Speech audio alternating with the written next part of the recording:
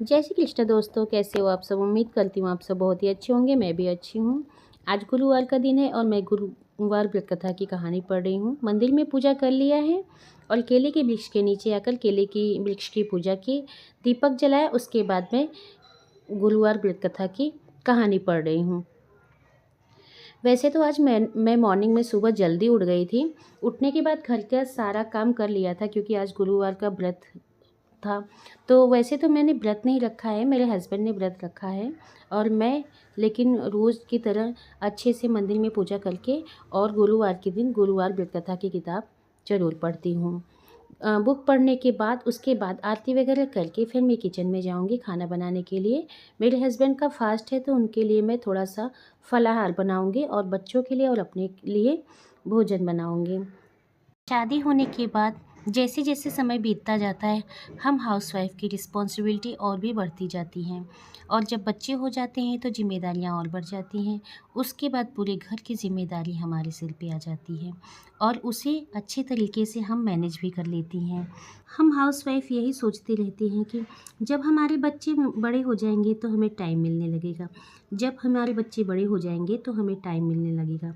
लेकिन ऐसा नहीं है। जब बच्चे जैसे जैसे बड़े होंगे वैसे वैसे दूसरी दूसरी जिम्मेदारियां सर पे आती जाएंगी। अभी बच्चे छोटे हैं तो उनकी ज़्यादा केयर करनी पड़ती है, लेकिन जब बड़े हो जाएंगे तो उनके उस तरीके से केयर करनी पड़ेगी। तो रिस्पॉन्सिबिलिटी हमारी कभी कम नहीं होगी। हाँ, थोड़ा समय ज़रूर मिलने लगेगा लेकिन जिम्मेदारियां कभी कम नहीं होंगी। ये जो हाउसवाइफ या होम मेकर शब्द है ना, ये तो कहने में बहुत छोटा है, लेकिन मानो तो इसमें पूरी दुनिया समाई है। कभी पत्नी के रूप में, कभी बहू के रूप में, कभी बेटी के रूप में, कभी माँ के रूप में, कभी टीचर के रूप में, तो गृहिणी के रूप में हम नज़र आती हैं। ये हाउसवाइफ जिसका मोल बहुत कम लोगों ने जाना है। कितनी बार घर परिवार के लोग को पूछे जाने पर बड़ी आसानी से कह देते हैं कि कुछ नहीं करती, हम सिर्फ वो हाउसवाइफ हैं। हालांकि हम हाउसवाइफ से ही घर की पहचान होती है। अगर हाउसवाइफ है तो ही घर घर लगता है, वरना वो घर नहीं लगता। अगर देखा जाए तो बच्चों के भविष्य के निर्माण में वो बराबर की भागीदारी निभाती हैं, तभी तो बच्चे आगे जाकर सफलता की ऊंचाइयों को तक पहुंचते हैं। हाउसवाइफ में अनेक खूबियां होती हैं जो उन्हें समाज में विशेष दर्जा देती हैं, लेकिन ये समाज उन्हें महत्व नहीं देता। उसमें कुछ ऐसे गुण होते हैं जिनसे सभी को सीख लेने चाहिए। वो मल्टीटास्किंग होती हैं। हम हाउसवाइफ एक साथ कई काम करने की कला में माहिर होती हैं। एक तरफ तो हम किचन में खाना बना रही होती हैं, दूसरी तरफ कपड़े भी धुलते रहते हैं, बच्चों के टिफ़िन पैक करना, हस्बैंड का टिफ़िन पैक करना। बहुत सारे काम ऐसे होते हैं, ऐसे अनगिनत काम होते हैं जिसको हम गिना नहीं सकते, जो हम एक साथ ही करती हैं।